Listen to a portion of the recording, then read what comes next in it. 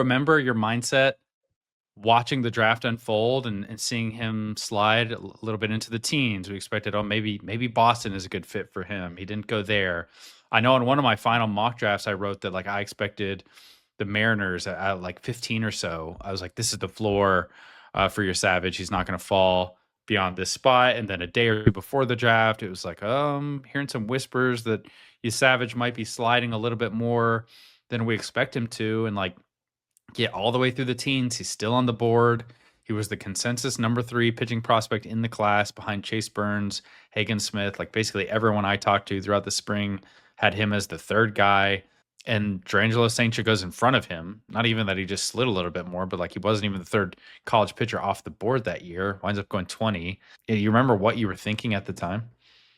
There have been 2 players in the last 2 drafts prior to this year where a player has slid to the point where it was either making me a little bit angry or question what in the world is going on. So in Hmm. 2023, it was Kevin McGonigal not going in the first round. I thought he Hmm. was the 3rd best high school player in the country after Max Clark and Walker Jenkins, who both went top 5 overall. Kevin McGonigal went 37th overall to the Tigers in the comp rounds, and now he's the number 2 prospect in all of baseball. And the other one was Trey Yesavage, who, you and I by mid-season in 2024 or mid college season in Yeah, mid 2024 were spring saying, 2024. yeah, this guy looks like the number 3 pitcher in the draft after Chase Burns and after Hagen Smith, and we ended up ranking him number 11 Hmm. overall on our board. I thought, yeah, I thought Trey Savage was going to be a top 10 overall pick. So when the Blue Jays got him at 20th overall, that was my favorite pick of the first round, relative to where you were able to get him. You're Hmm. getting, like I said at the time, a top 10 caliber pick toward the back of the first round. Great track record at ECU, strike thrower, high end stuff with that riding fastball, nasty splitter, Hmm. good slider, high release, stuff plays up even more. Like, I mean, are we crazy? Like, how were the Blue Jays able to steal Trey Savage picking at 20th overall?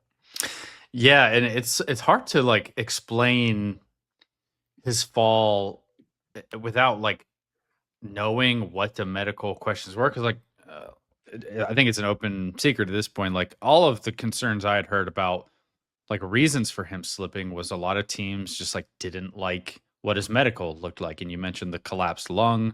I don't have any reason to think it had anything to do with the collapsed lung. Like after he was hospitalized for that collapsed lung, he came back and pitched in the NCAA tournament. It was great. Looked absolutely fine. It just felt like just the imaging that teams had access to on his throwing arm. Like a lot of teams were kind of scared of it, and that was the sole reason for him sliding down boards. Like it's hard to get precise information on this in the lead up to the draft. A lot of this information comes out the few days before. Teams are very careful to not like leak this sort of medical information specifically. Like sometimes people say like, hey, like just heads up, like this guy's medical is getting banged and he could slide because of it. There are always a couple players that you hear that about. Some of them actually do wind up sliding. Sometimes the players we hear that about kind of go in the exact range we expect them to. And it's also tricky because like different teams are evaluating the sort of medical information that they have access to in much differently. Like there could be some team doctors.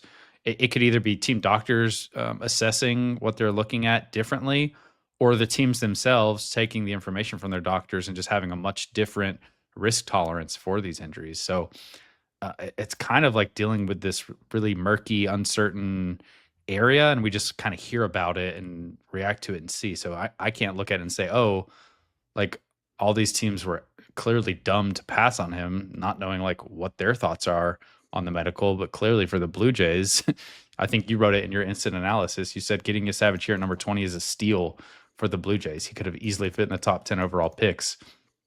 But instead, the Blue Jays are getting one of the 3 premium college pitchers here towards the back of the first round. I mean, it looks tremendous for them right now. I don't know, maybe his arm is going to fall off in a year or two, but he looks great. So I don't know. It's hard to say with too much certainty about any of the medical situation. Yeah, for most, you look at most of the top 10 picks, well, certainly the top 9 picks, there wasn't anything crazy Hmm. in there, right? Like the college bats, even if I have my concerns about Jack Caglione, like those are all top 10 Right. picks. Chase Burns, Hagen Smith, we had them as the top 2 arms. No Connor one in the Griffin. first 7 and not like if you include Connor Griffin at 9 and then everyone in front of the Angels all made sense. But once we get to like 8, 10, early teens, there are a lot of players start coming off the board who I'm like, I might rather just have Trey Savage than these guys. Yeah, look, like Connor Griffin was the number 1 high school player in the country. That pick looks like a grand slam for the Pirates. Right. Once you get to 10, I think that's where, okay, the Nationals taking Seaver King at 10. That one Let was me the first one that let me jumped out let to me me. list all the players who were drafted in front of Trey Savage who we had ranked below Yesavage on the board and tell me if you think any of these players you would rather have than Yesavage with a year and a half of hindsight, okay? So Christian Moore, 8th. He went 8th overall to the Angels. Seaver King, 10th overall to the Nationals. James Tibbs, 13th overall to the Giants. Cam Smith, 14th overall to the Cubs. Durangelo Saincha, 15th overall to the Mariners. PJ Orlando, 16th overall to the Marlins. Braylon Payne, 17th overall to the Brewers. Theo Gillen, 18th overall to the Rays. And then Carson Benj, 19th overall to the Mets. Are you taking any of those players over Trey Savage today? I think Smith and Benj you can make the best case for. I mean, Cam Smith Mm-hmm. is obviously a big part of the Kyle Tucker trade and is in the big leagues now. And Carson Benj just had an outstanding season in the minor leagues, right? Mm-hmm. Over the past year. Yeah. I mean, then look, like Bryce Rayner was taken ahead. The Tigers took Bryce Rayner. The Red Sox took Braden Braylon Montgomery. Montgomery, outfielder out of Stanford. And we had them both ranked just ahead of Yesavage at the time. Um, that's fine. The one that really jumps out obviously was Saincha. That's the one where I was like, all right, what's going on here? Like we had Saincha ranked 24th on our Mm-hmm. board. Savage was 11th. The Mariners do as good a job as any organization in baseball when it comes to drafting and developing pitching. Like they don't need our help, but yeah, I'm taking Trey Savage I think all day over Saincha at the time, and obviously I still would. Who knows? Like if the Mariners would have drafted Savage, would they have pushed him to the major leagues this year the way that the Mm-hmm. Blue Jays did and have him pitching in their postseason rotation? Maybe not. Yeah, imagine an alternate universe where Trey Savage is pitching against the Blue Jays Yeah, I in the mean postseason. he at the very least would not have been pitching against them and beating them in Game 6 of the ALCS. Mm-hmm. But the next ones where it's like, yeah, like PJ Morlando to the Marlins. I like PJ Morlando, but not over Savage at the time. Braylon Mm-hmm. Payne was a surprise pick, and that's one where I could have seen the Brewers are a very college heavy organization typically Yeah. in the first round. Like actually, I thought they might take Carson Benj. He seemed like he checked a lot of their boxes, and Braylon Payne is Mm-hmm. an interesting prospect and a very different type of prospect than I would have thought at the time of the draft. But yeah, I don't know. The Brewers have done fine overall, I would say. Yeah, the The Brewers are not exactly hurting for prospects at this stage. Their farm system looks quite good. So Yeah, Theo Gillen with the Rays. I mean, if you're concerned about medical or injuries, like I don't know, like Theo Gillen doesn't seem like the alternative one there. yeah. But he's a good prospect. He's fringe top 100 guy. Mm-hmm. See how it plays out long term, and then yeah, I mean, I like Bench a lot coming into the draft, and now we have him number 31 on our top 100 heading into the offseason. But yeah, overall, like the Nationals, Giants, Marlins, Brewers, Rays, like those teams especially jump out for me. Where do you think your Savage would rank right now in the top 100 if he were eligible? Uh, will he be eligible? You Savage, is he? There's no way, right? Well, he'll still be rookie of the year But like as we or go rookie eligible, I into, should say. He'll still be. he feels like he's not a prospect anymore to me. I mean, he might be. You're right. No, he's definitely going to be eligible, right? Yeah, Unless he only threw we're 14 innings. doing we're He doing doesn't a have. active service. I don't know how many days of active service he has. So He should still be eligible. his rookie status is still intact through 2025. So okay, I guess I'll modify the question. Where should Trey Savage rank on our top 100 this offseason? Pretty high, pretty high. He'll be high. So right now we have him at 54. Like him versus Kate Anderson is kind of an interesting one because I feel like just looking at some of the top college pitchers from this current draft class, like I viewed I mean, Kate Anderson, maybe people are looking at him and thinking he's like a different tier of pitching prospect because of just where he ranked in his respective class and where he went off the board. But I really don't view the talent as all too different from what Trey Yesavage was on draft day. And we've also seen him in the majors do it and on a big stage do it, which I think matters. I would probably conservatively have you Savage in the top 30 somewhere. We've got Kate Anderson at 29. We've got Noah Schultz at 27, Seth Hernandez at 26. Some of the other pitchers in this range. Are you taking like I wouldn't put you Savage over Thomas White at 20, but I think all those pitchers I named before that, I'd have him right sort of in that range and maybe above those guys. Yeah, and I think we'll probably move a good amount of those guys around once Hmm. we Right. reevaluate over the full off-season process too. Yeah. Do you I mean, it sounded like you said, you Savage dropped at least in part because of the medical concerns that some teams' medical staffs or team doctors had. Do you think that team doctors have too much influence over decisions in the draft and more broadly, really overall amateur signing decisions, including international free agents? Because my answer is, I mean, I don't know.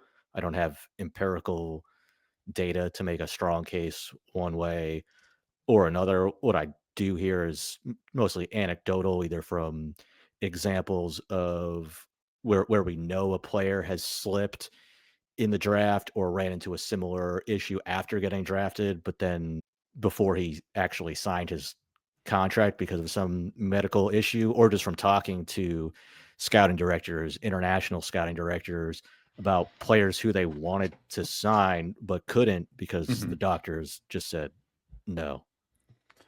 Yeah, that question's interesting because, like, ultimately, the doctor is not the person who's going to have the final say, right? Like, the doctor is going to give their opinion, and whoever's making the decision on whether or not to sign the player is like factoring in what the doctor's telling you. So, like, is it the doctor's role specifically? Is it just like maybe whoever's in charge of pulling the trigger on these moves, the GM, if the scouting director has the final say, if the international director has the final say? Um, like I don't think there's any situation where like the doctor is like, no, we're not taking this guy. He's just like, hey, like I wouldn't take this guy for X reasons. I don't know. So much of evaluating that I feel like is like I just don't have the information to be able to say whether or not they have too much or too little say in what happens. Like ultimately they are responsible for like evaluating the medical situation of the player and then passing along that information to the people in charge. It's the same as like an area scout or an evaluator, like presenting all the information they have, their thoughts, their opinions on their talent. The doctor's giving you their opinions on like what the health status of this player is going to be moving forward. And then ultimately the decision is made above both those levels. So maybe you could argue that teams are too risk averse when it comes to pitchers. Certainly, it feels like the industry at large is a little risk averse when it came to Savage at this stage. But again, like without knowing the specifics of what the medical questions were, I'm kind of like taking shots in the dark here. What do you think? I mean, I can say that just from talking to directors, there are stories, without getting to like specifics because it's just off the record stories, but cases where the team had a deal to sign a player and the doctor said, no, no, no, hold on. There's an issue here with him physically, elbow, Right. shoulder, knees, toes. Yeah. I can't sign off on this. The player doesn't get signed. He goes on to be a big leaguer and in some cases a star. There's a pitching prospect right now who's one of the better pitching prospects in the game, who failed multiple physicals and ended up signing with with another team. Looks great right now. Mhm. Obviously, TBD how the rest of his career pans out. But there's another pitcher I know who's in the major leagues right now who's been a front end starter who failed a physical, might have even been two physicals, signed with a different team. And there have been cases over the years just where team doctors have looked at an amateur player and their medical evaluation caused them to miss out on a great major league player. And look, like the doctors provide an important role in these decisions because there's things that you can't see when you're just watching a player or Hmm. looking at his TrackMan data or whatever you're looking at that are in his medical that you want your doctors to catch and alert you to any underlying risks that they Hmm. spot with that player. And in a lot of cases, they're probably going to be right, right? Like Brady Aiken is the, maybe the most famous example Yeah. of this. He was the number one overall pick of the Astros out of high school, left-handed pitcher, and didn't end up signing with the Astros because of the medical. Barrett Laux was sixth overall to the Diamondbacks. I guess this is a while back now, but he ended up signing with the Rangers instead because he had like elbow and shoulder for pretty modest bonus. Kumar Rocker and the Mets, another one where Hmm. TBD how it all Carter plays out. Stewart is another prominent one who had a Yeah, wrist issue and didn't sign with the Braves. yeah, and but with I think in Rocker's case, certainly the medical concern was warranted. I mean, he did come back and he looked pretty electric in Hmm. 2024, but not so hot right now. So I think the proper role for doctors who play in these draft and international signing decisions is that they should get a voice, but not a veto. Ultimately, I want the Right. scouting director or the international scouting director making the decision on Right. who we're going to sign. The same way, like you said, the area scout or his regional cross checker or an analyst in the draft room can bang the table for a Hmm. player.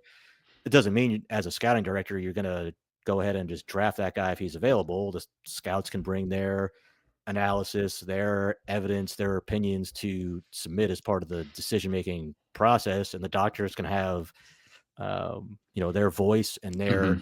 influence on that process. But ultimately, I want the scouting director being the Right. person who's synthesizing all of that information, weighing the strengths and the upside against the weaknesses and the risks to make the best decision possible for the org. And the doctor has his circle of competence on the medicals. Hopefully Hmm. he's good at what he does, Yeah. but he's just assessing medical risk. He doesn't know about Trey Yesavage, the pitcher, or how to evaluate his upside relative to Gerangelo Saincha or Braylon Payne or whoever else that you're Right. considering drafting. I want to make sure the scouting director has the power to make that ultimate decision because where teams go wrong is when the doctor just has the power to say no and veto the signing I or the pick mean, altogether.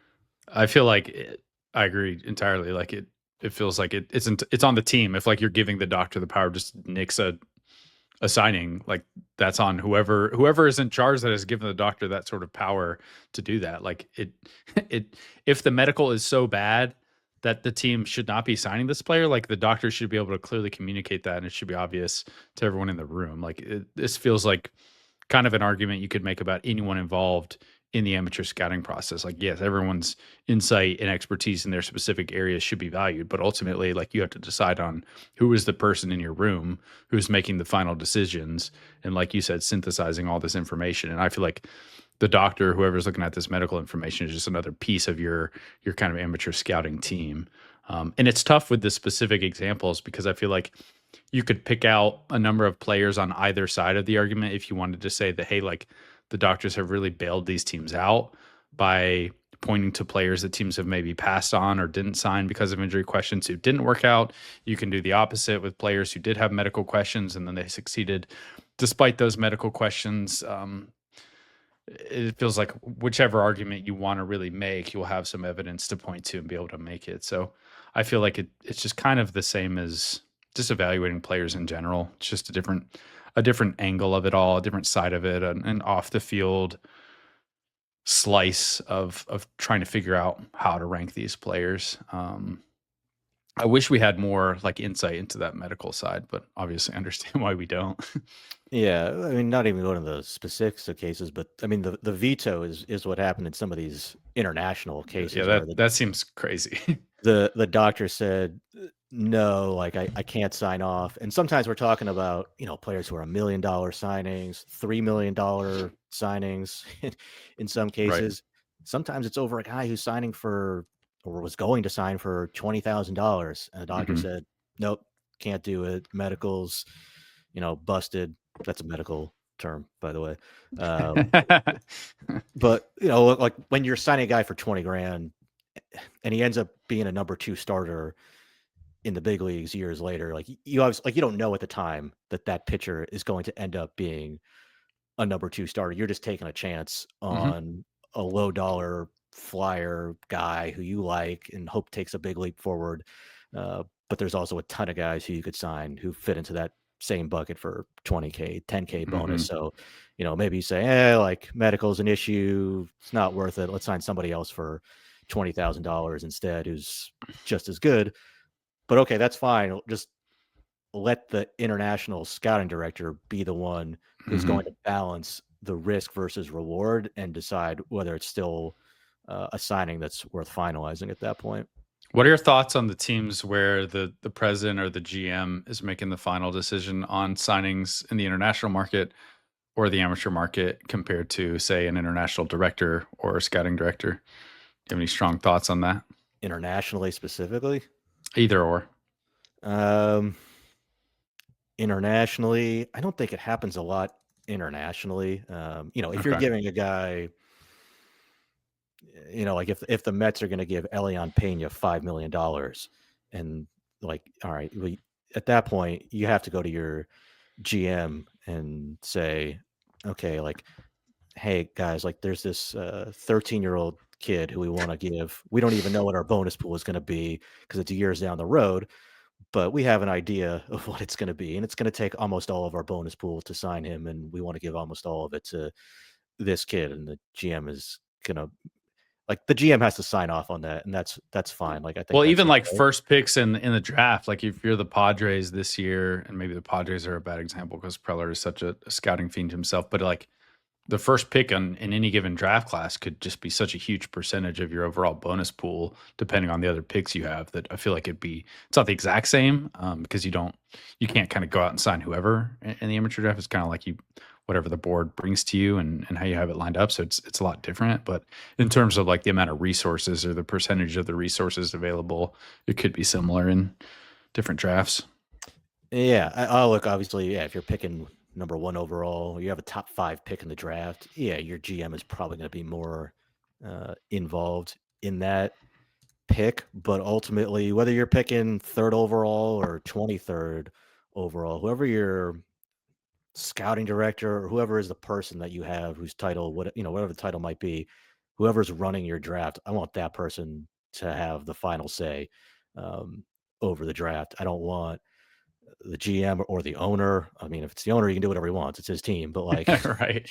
That would uh, be a miserable situation to be in where the owner's in there calling the shots. well, if you're, I don't know. Do you Yeah. think the Angels keep drafting guys because they just want to Uh, move guys as fast to the big leagues as possible, or yeah. do you think I mean, that's like making the actual specific pick versus saying this is the type of player we want. I think there is some difference there, even though it still is annoying. And I feel like maybe the Angels would be in a better situation if they had just been drafting straight up talent and regardless of timeline in recent years. But yeah? I think that's I look. just It's want an good owner. for I want an offhand or a hands-off owner in my draft room, in my international scouting room. I generally tend to agree. Like you should deputize people who are experts in these specific areas and give them decision-making ability and like the authority to make those decisions. And if you don't, like, why are they running the show here? Unless you're, again, there are some GMs and presidents who just have a scouting background and ultimately like the makeup of the team, it's on them. I'm like more forgiving if there's like a really hands-on GM or president of baseball operations because a lot of times like those guys were former scouting directors themselves, so that doesn't quite irk me as much. But the owner, no one likes a meddling owner. yeah, Just and sign the even checks. even from the president or GM, I don't want to say hands off, but I think they should have a place as far as asking asking the right questions of the people who are making the decision on the picks.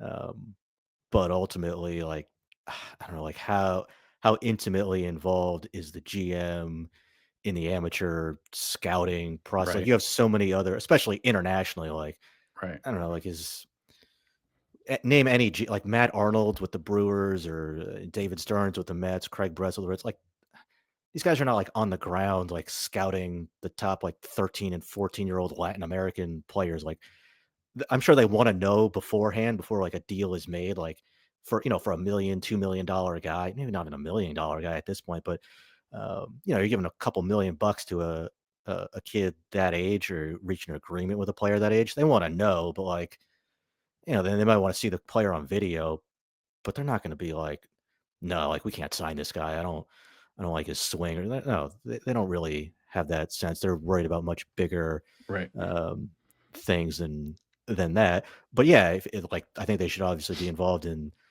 hiring who they want to implement their vision and their strategy, make sure Mhm. they're on the same page there.